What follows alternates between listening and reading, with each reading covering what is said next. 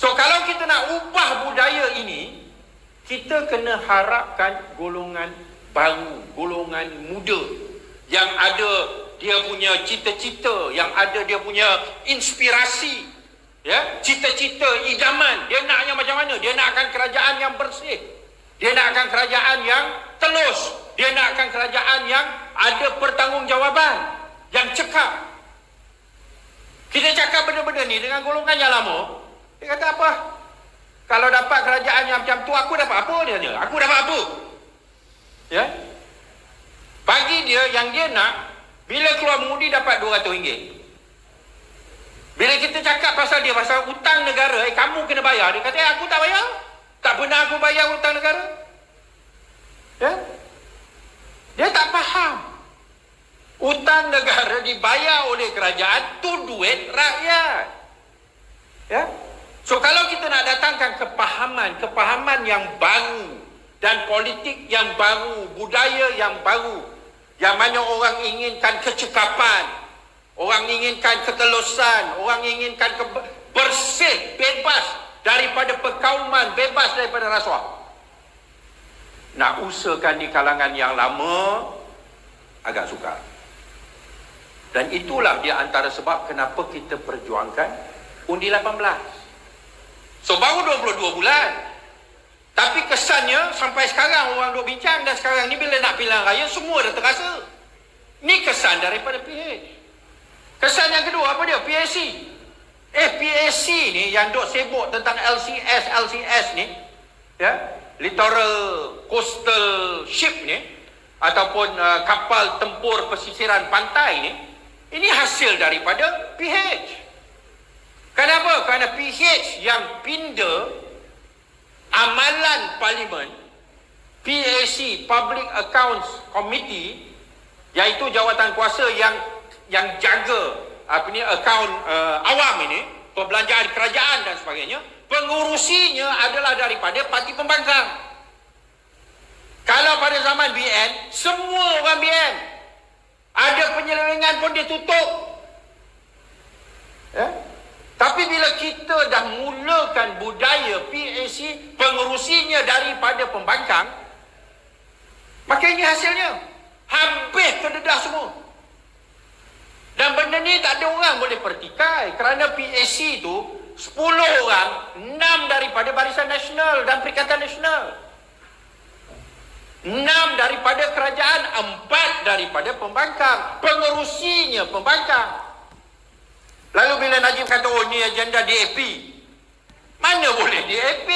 Walaupun dia pengurusi, tapi 10 orang, termasuk orang UMNO, termasuk orang PAS, termasuk orang Bersatu, sebahagian daripada kerajaan, habis terdedah kerana tak boleh tutup. Kerana PAC menjalankan tugasnya dengan baik, dia panggil semua yang terlibat,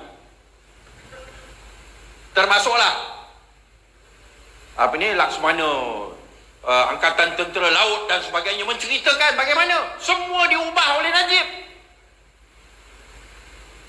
Tentera Laut nak macam ni, dia ubah, dia dengar apa yang diminta oleh kontraktor Bustad, Naval Shipyard, BNS. Jenis kapal, kemampuan kapal, sistem kapal, akhirnya semua ditentukan oleh kontraktor, bukan oleh end user. Semua terdedah. Ya? Lalu inilah kesan daripada 22 bulan. Ya? Yang dikatakan pendek, betul pendek. Tapi kalau 22 bulan kita dah boleh bawa perubahan-perubahan yang seperti itu, yang menghasilkan satu kecekapan yang lebih baik, dan pentadbiran yang lebih baik, pertanggungjawaban yang lebih baik. Cuba fikirkan kalau kita memerintah 5 tahun. Ya? Rombakan, reformasi, perubahan, supaya budaya politik cash is king ini dapat dimatikan dan ditanam buat selama-lamanya. Ini yang kita nak. Kenapa? Kerana kita berpolitik ni, ya tuan-tuan dan puan-puan, ya, ini bukan untuk masa kita. Sepatutnya lah orang politik ni dia fikir begitu. Kita berpolitik, kita macam ayah, kita nak tinggalkan ada peninggalan yang baik yang akan diwarisi oleh anak-anak kita. Tu yang kita sepatut fikirkan, bukan sekadar masa kita. Kita nak serahkan negara ini dalam keadaan yang jauh lebih baik daripada bila kita ambil alih. Ni yang kita nak, so that we can pass to our future generation something yang membantu mereka, mudah bagi mereka. Kita tak nak jadi orang ayah ataupun ibu bapa yang tak bertanggungjawab. Bila meninggal, anak kena tanggung hutang. Kerajaan pun macam tu. Kita terlibat dalam politik, kita nak tadbir negara supaya kita serah negara kita ini dalam keadaan yang selesa. Ada aset, kaya, ada industri, ada kemahiran, ada reserves dan sebagainya. Ini nengok duit dalam KWSP hampir diangkut.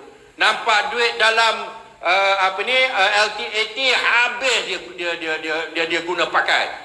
Nampak duit dalam KWAP yang kumpulan wang simpanan pencen pun diangkut.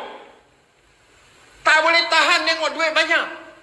Sedangkan itu semua telah diwariskan kepada mereka oleh pemimpin-pemimpin asal dulu yang memulakannya.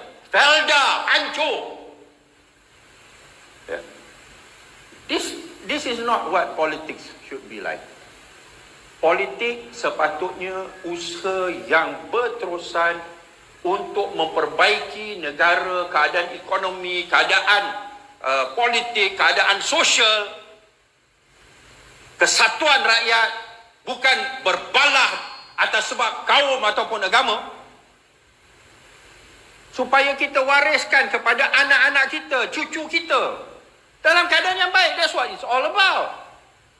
Tapi puak-puak ni politik untuk kuasa, untuk kayakan diri. So kita harap generasi yang muda bangkit, bersuara, gunakan undi yang telah kita perjuangkan untuk golongan muda, untuk sama-sama tegakkan kerajaan yang cekap dan kerajaan yang amanah.